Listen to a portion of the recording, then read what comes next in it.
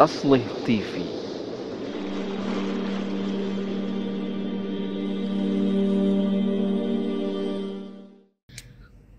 Bismillahirrahmanirrahim. Alhamdulillah.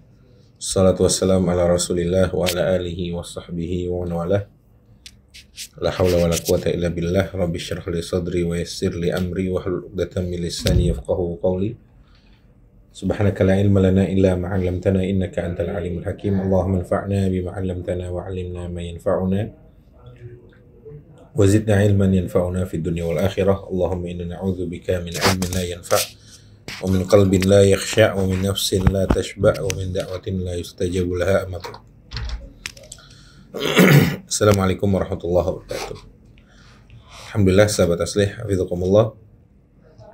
Masih di pembahasan yang sama tentang kitab Asrar As-Salah wa Muhimmatuha lil Imam Hujjatul Islam Abu Hamid Al-Ghazali rahimahullahu ta'ala. Yang di episode sebelumnya kita telah membahas, atau di bab sebelumnya kita telah membahas tentang al-amal al-zahirah. Al-amal al-zahirah yang kita maknai dengan gerakan-gerakan salat yang kita lihat, ya ruku, ya sujud, ya i'tidal, ya takbiratul ihram dan segala macamnya, yang tasyahud dan lain sebagainya. Insyaallah di kesempatan kali ini kita akan masuk ke bab baru, bab ketiga, ya. Al-bab ats-tsalits. Qala al-Imam Al-Ghazali rahimahullahu taala. Bismillahirrahmanirrahim. Al-babu ats-tsalits. Bab ketiga, syurut al-batinah min a'malil qalb. Asy-syurut al-batinah. Kalau kemarin di bab sebelumnya kita telah bahas tentang al-amal al-zahirah. Sekarang kita ke al-a'mal al-batinah. Fi syurutil batinah min a'malil qalb. Jadi pembahasan kita seputar amalan hati dalam sholat. Ya, kalau kemarin pembahasan kita seputar amalan jawarih atau amalan yang terlihat, nampak. Insyaallah pada kesempatan kali ini kita akan membahas di kitab ini tentang amalan qalb, amal qalb atau amalan batin. Terdiri dari beberapa pembahasan. Pertama, bayanu ishtiratil khusyu' fi wa huduril qalb. Penjelasan tentang khusyuk dan hudurul qalb, atau adanya atau hadirnya hati ketika sholat. Bayanul ma'ani al-batinah allati tatimu biha hayatus shalah. Penjelasan tentang makna-makna yang secara batin dalam hati, yang dengannya sholat itu menjadi hidup. Yang selanjutnya, bayanud dawa an-nafi' fi huduril qalb. Penjelasan tentang obat yang manjur dengan dalam menghadirkan hati ketika sholat. Selanjutnya, bayanu tafsil ma yanbaghi an yahdur fil qalb inda kulli ruknin wa syartu min a'malis shalah. Penjelasan secara rinci apa yang harus ada ketika sholat, ketika setiap rukun, apa yang harus ada setiap kali kita melakukan sebuah rukun sholat. Kemudian mayura'i fit tasyahud, thamratul khusyu' fi shalah, hikayat wa akhbar fi salatil khasyi'in radhiyallahu anhum. Ada penjelasan tentang hal-hal yang berkaitan dengan tasyahud, kemudian buah dari khusyuk dalam salat. Kemudian yang terakhir, hikayat wa akhbar fi salatil khasyi'in radhiyallahu anhum.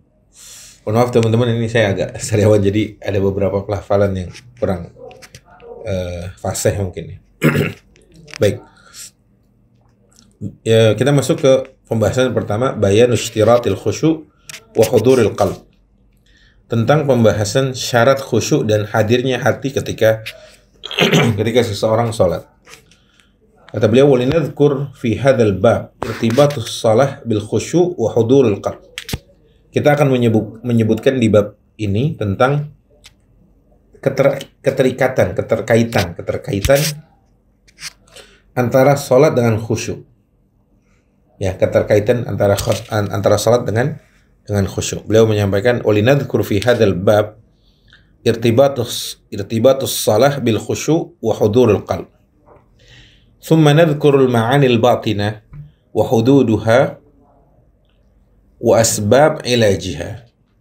Dia menyebutkan, kemudian nanti kita akan sebutkan makna-makna batin, kemudian batas-batasnya dan sebab-sebab mengobatinya. Thumma linadhkur tafsila ma yanbaghi an yahdur fi kulli ruknin min arkanis salah litakuna salihatan limuzadil akhirah atau limazadil akhirah. Kemudian kita sebutkan nanti apa yang harus hadir dalam hati kita setiap kali melakukan sebuah rukun dalam sholat. Contoh takbiratul ihram itu rukun. Nah, ketika takbiratul ihram misalkan, apa yang harus hadir dalam hati kita ketika takbiratul ihram dan lain sebagainya. Baik, i'lam anna adillata dzalika katsirah. Famin dzalika qauluhu ta'ala, ketahuilah bahwa dalil-dalil yang menyebutkan hal tersebut banyak sekali. Di antaranya Allah menyebutkan dalam Al-Qur'an surat Thaha, A'udzubillahi minasyaitonirrajim, wa aqimis salata lidzikri, dan dirikanlah salat untuk mengingatku, ya. Wa zahirul amrul wujub, perintah itu biasanya wajib. Jadi wa aqimis shalah, dan dirikanlah salat karena atas dasar mengingatku, kata Allah. Li dzikri, itu kan ada dirikanlah salat. Dalam pembahasan usul fikih, dirikanlah perintah itu biasanya wajib. Jadi al-amru yaqtadil wujub. Perintah, kalau ada perintah dalam Quran, artinya wajib.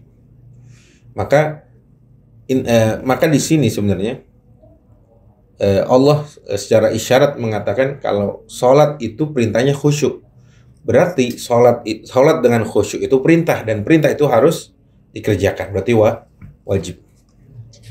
Kemudian wal ghaflatu tadaddu dzikr atau tadaddu dzikr. Adapun lalai berarti kan lawan dari kata zikr. Zikir itu kan artinya mengingat. Berarti sholat yang lalai, gitu ya kira-kira teman-teman ya, itu bukan sholat. Nanti ada pembahasan bagus sekali dari beliau. Faman ghafala fi jami'i sholatihi kaifa yakunu muqiman lis-sholati li dzikrihi. Maka kata beliau Al-Imam Al-Ghazali, faman ghafala fi jami'i sholatihi kaifa yakunu muqiman lis-sholah li dzikrihi.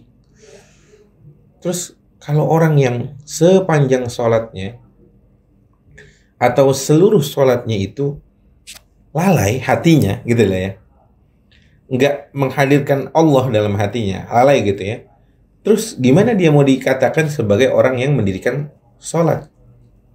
Kan semacam ada kontraproduktif atau kontradiktif lah, kayak katakan. Kan Allah mengatakan, dan dirikanlah sholat untuk mengingat, dalam rangka mengingatku. Artinya kita sholat harus menghadirkan dalam hati kita ada Allah gitu. Berarti kalau ada orang sholat yang dia tidak hatinya tidak hadir, itu berarti kan artinya dia tidak sedang atau dia lalai. Kalau lalai berarti apakah bisa dikatakan dia mendirikan sholat? Sebagaimana tadi dalam surat Thaha Allah berfirman, wa aqimis salata li dzikri. Nah, baik. Kemudian Allah berfirman dalam ayat yang lain, la takum minal ghafilin. Jangan kalian menjadi orang-orang yang ghafil, orang-orang yang lalai. Nahyun wa zahiruhu tahrim. Kalau tadi wa aqimis salata li dzikri, dan dirikanlah salat karena untuk mengingatku, itu kan zahirnya adalah perintah. Perintah itu berarti wajib. Nah, sekarang dalam Quran Allah berfirman dalam ayat yang lain, wala takum minal ghafilin, dan jangan jadilah kalian, dan kalian jangan tergolong menjadi orang-orang yang lalai. Kalau ada larangan di dalam Quran, itu artinya pengharaman. Berarti kita dilarang atau haram bagi kita sebenarnya gitu ya, sholat dalam keadaan lalai. Kalau kita sambungkan beberapa ayat tadi, dalil-dalil dalam pembahasan ini.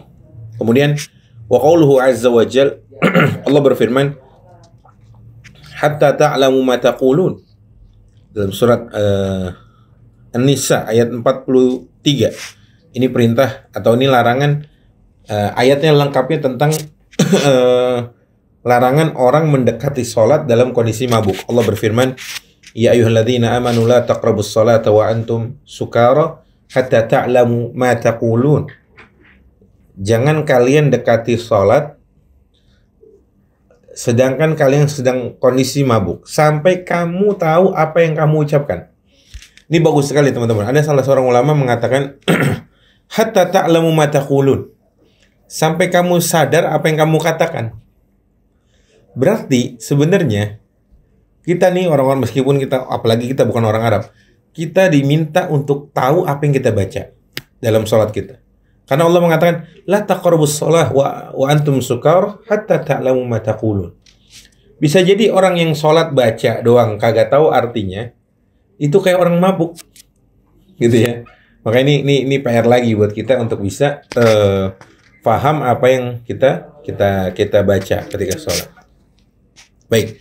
Wa qauluhu azza wa jal hatta ta'lamu ma taqulun ta'lilun li nahyi as-saqran wa huwa matradun fil ghafil muttaridun fil ghafil al-mustaghriq al-ham bil waswas wa afkarid dunya. Ya, ini sama juga ini orang yang mabuk itu kan puncak dari kelalaian sebenarnya. Ya, orang mabuk kita tahu ya, orang mabuk tuh ngomongnya aja ngasal. Ngomongnya juga nggak jelas. Itu kan puncak dari kelalaian. Ya. Makanya dalam hadis yang lain Rasul bersabda, innamas salatu tamaskunun wa tawadu'un wa ta'awuhun, dan sampai akhir hadis. Sesungguhnya salat itu adalah tentang ketundukan, kerendahan hati, ketawaduan, tentang munajat. Artinya tentang kesadaran diri, bukan lalai gitu loh.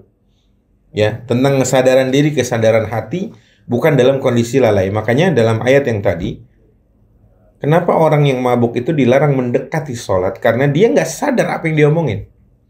Dia nggak tahu dia ngomong apa, dia baca apa, dan lain sebagainya. Baik. Wa hasrul bil alfi wal lam.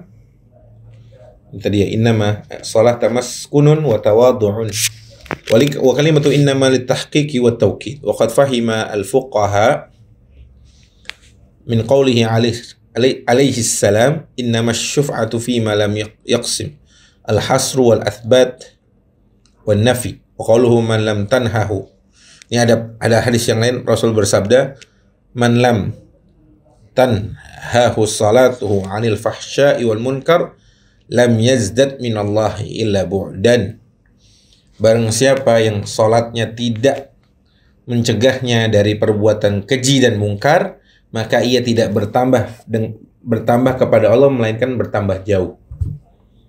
Ya, saya ulangi. Barang siapa yang salatnya tidak menjauhkannya dari perbuatan keji dan mungkar, itu artinya salatnya hanya membuat dia jauh dari Allah. Karena dalam ayat yang lain Allah berfirman tentang salat itu mencegah keburukan atau perbuatan keji dan mungkar. Tanha 'anil fahsya'i wal munkar. Kemudian dalam hadis yang lain Rasul bersabda, kam min qa'imin hadduhu min salatihi at-ta'ab wan nasab. Berapa banyak, kata Nabi, orang yang berdiri sholat maksudnya, tapi dia tidak mendapatkan apa-apa kecuali kelelahan dan keletihan. At-ta'ab wan nasab artinya ya sama-sama lah, keletihan, capek, kelelahan, kepayahan gitu ya. Artinya ada orang yang sholatnya kelihatannya, tapi ternyata kata Nabi banyak orang yang berdiri lama sholat atau melakukan sholat, tapi ternyata yang dia dapat hanya rasa capeknya aja. Berarti ada sesuatu nih yang lebih penting dari berdirinya gitu. Artinya ada hadirnya hati. Ya, hadirnya hati. Baik. Wama arada bihi ilal ghafil. Maksudnya kata Imam Ghazali yang dimaksud oleh Nabi itu ya berarti orang-orang yang hatinya lalai ketika ketika melakukan sholat. Wa qala sallallahu alaihi wasallam, Rasul bersabda dalam hadis yang lain, laisa lil 'abdi min salatihi illa ma 'aqalahu minha. Ya, laisa lil 'abdi min salatihi illa ma 'aqalahu minha. Ini bagus nih. Kata Nabi, yang didapat oleh seseorang ya dari sholatnya itu adalah yang dia sadar, yang dia mengerti, yang dia faham dari apa yang dilakukan dari sholatnya itu, bacaan ayatnya, bacaan doa sujud, ruku dan lain sebagainya. Itu kan artinya kita diminta atau kita dituntut oleh Allah, oleh Rasulullah untuk memahami apa yang kita baca dalam sholat kita. Ya, apa yang kita baca, apa sih artinya gitu. Itu yang diminta oleh, karena Nabi mengatakan laisa lil 'abdi min salatihi illa ma 'aqalahu minha. Seorang hamba itu mendapatkan dari sholatnya itu apa yang ia sadar, apa yang ia faham, apa yang ia mengerti dari sholatnya. Bacaan Al-Fatihah dia mengerti, bacaan surat-surat dia tahu artinya. Karena selama ini kita hidup berapa tahun ini menjadi hamba yang mukallaf itu, ayolah kita baca, kita hafalkan itu maksud dari apa sih wattini wazzaitun itu artinya apa, wasyamsi waduhaha itu artinya apa, wal adiyati dhabha itu artinya apa, idza jaa nasrullahi wal fath, sampai ayat-ayat yang sering kita baca itu harusnya kita sudah paham. Di sekian lama kita mengulang-ulang itu. Baik. Wa tahaqquq fihi annal musallim munajin rabbahu azza wa jal. Kenapa? Karena kita sedang bermunajat. Apa sih artinya munajat, teman-teman? Seseorang yang salat itu dia seakan sedang bermunajat dengan Rabbnya azza wa jal. Sekarang kalau kita bermunajat tapi kita nggak tahu kita sedang bermunajat apa kepada Allah, kira-kira gitu ya, kira-kira kita beradab gak sama Allah? Kan gitu ya. Katakanlah gini, kita analogikan, kita meminta kepada sesuatu yang punya tahta, yang punya jabatan, punya harta, kedudukan, terus kita minta yang ngasal gitu, kayak orang mabuk gitu, kita nggak paham lah. Kira-kira dia juga akan mengerti gak apa yang kita minta? Gitu maksudnya. Baik. Kama warada bihi al-khabar wal kalam ma'al ghafla laysa bimunajatil battah. Wa bayanuhu inna az-zakah in ghafala al-insan anha mathalan fahiya fi nafsiha mukhalafatun lisyahwa shadidatun 'ala an-nafs wa kadha as-sawm qahirun lil-quwa kasirun li satwati al-hawa alladhi huwa alahu syaitan aduwwullah fala yabud an yahsula minha maqsudun min al-ghafla. وكذلك الحج أفعاله شاقة شديدة وفيه من المجاهد ما يحصل به من الإيلام كان القلب حاضرا مع أفعاله أو لم يكن أما الصلاة فليس فيها إلا ذكر. Ini bagus, beliau menyebutkan beberapa rukun Islam yang lain yang berkaitan dengan ibadah kepada Allah. Zakat, kata beliau, inna zakah in ghafala al-insanu anha mathalan fahiya fi nafsiha mukhalafatun lisyahwa. Seseorang membayarkan zakat, sekalipun dia lalai gitu, tetapi tetap bayar zakat. Sesungguhnya yang dia lakukan itu tetap melawan syahwatnya dia untuk mempertahankan hartanya. Kemudian beliau katakan lagi, wa kadza shaum qahirun lil quwa kasirun lis satwatil hawa. Sama seperti puasa.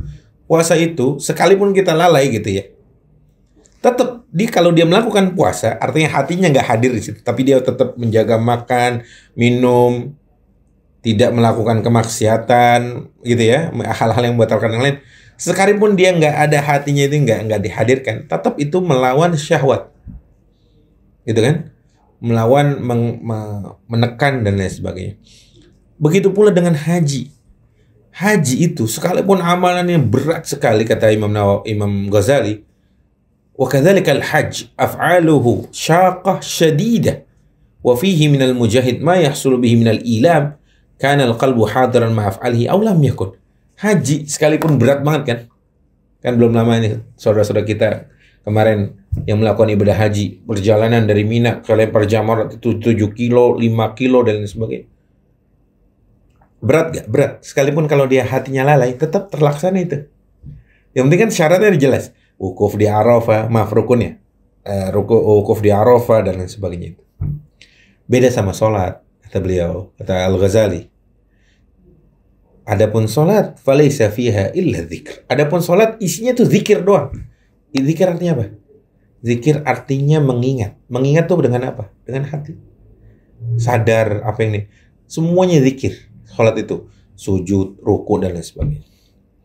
Kata beliau, innamas salatu ammas salah falaysa fiha illa dzikrun wa qira'atun wa ruku'un wa sujudun wa qiyam wa qu'ud. Fa amma dzikru fa innahu muhawaratun wa munajatun ma'allahi azza wa jalla. Adapun zikir, kata beliau, fa amma dzikru fa innahu muhawaratun wa munajatun ma'allahi azza wa jalla. Adapun zikir itu kayak berdialog, bermunajat dengan Allah azza wa jalla. Fa amma an yakuna al-maqsudu minhu kaunuhu khitaban muhawaratan aw al-maqsudu minhu al-huruf wal aswat imtihanan al-lisan bil amal kama tamtahinu al-ma'idatu wal faraj bil amsaki fi shaum. Sebagaimana, kata beliau nih bagus banget. Tadi kan beliau bahas tentang puasa, tentang sebagaimana syahwat diuji itu dengan puasa, maka lisan kita diuji untuk berzikir. Ya, sebagaimana badan kita ujiannya adalah lelah-lelah ketika berhaji, maka ujian dalam salat itu lisan kita dan hati kita.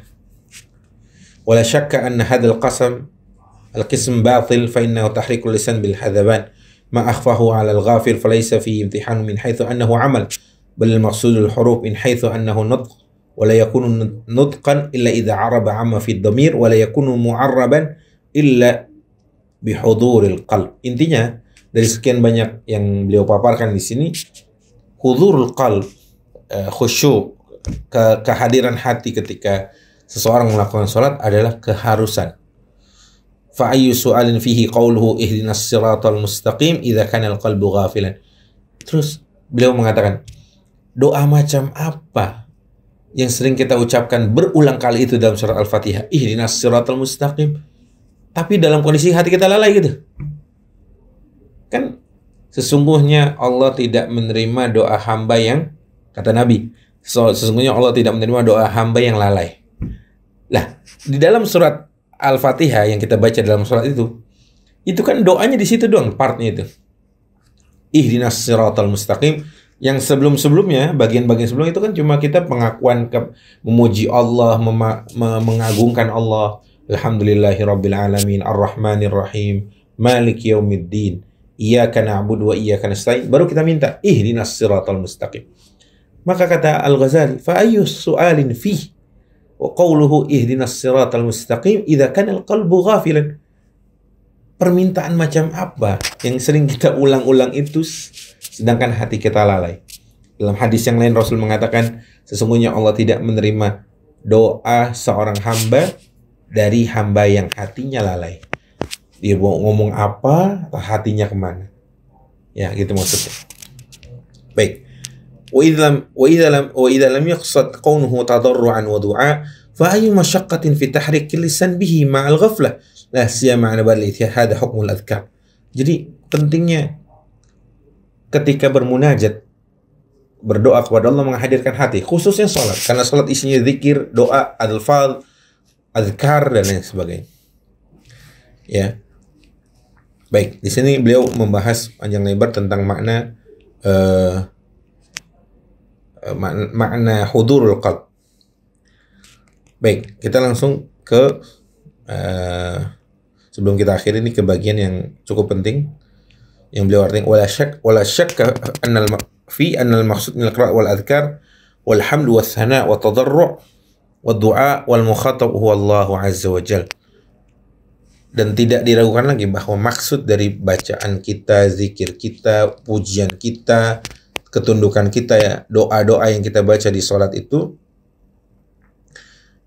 kita ditujukan kepada Allah azza wa jalla. Ya.